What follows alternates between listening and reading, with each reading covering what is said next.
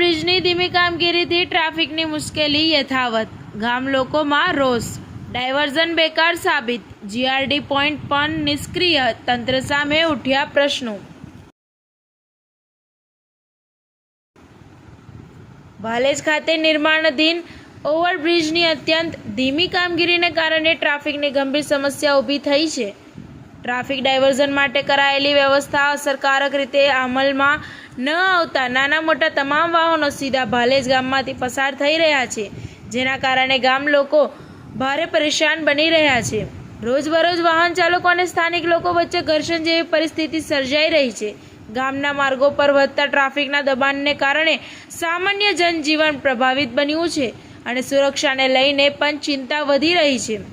ભાલેજના સ્થાનિક પત્રકાર બસર મલિક દ્વારા વારંવાર રજૂઆતો કરવામાં આવતા ટ્રાફિક નિયંત્રણ માટે જીઆરડી પોઈન્ટ મૂકવામાં આવ્યા હતા, પરંતુ હાલ આ વ્યવસ્થા માત્ર નામ પૂરતી જ રહી હોવાનો ગામ લોકોનો આક્ષેપ છે।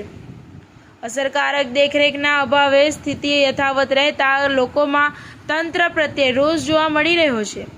ગામની વચ્ચે સતત પસાર થતા વાહનોને કારણે અનેક વખત ગામ લોકોને જાતે જ રસ્તા પર ઊભા રહી ટ્રાફિક ક્લિયર કરવો પડે છે।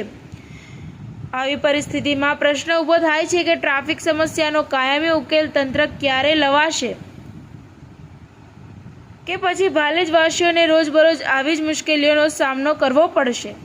સ્થાનિકોમાં માંગ ઉઠી છે કે ઓવરબ્રિજની કામગીરી ઝડપથી પૂર્ણ કરવામાં આવે તેમજ ટ્રાફિક ડાયવર્ઝનની અસરકારક અમલવારી માટે કડક પગલાં લેવામાં આવે, જેથી ગામ લોકોને રાહત મળી શકે। ટીવી 18 ન્યૂઝ નેટવર્ક સાથે રિપોર્ટર બ્યુરો હેડ બસર મલિક, આણંદ।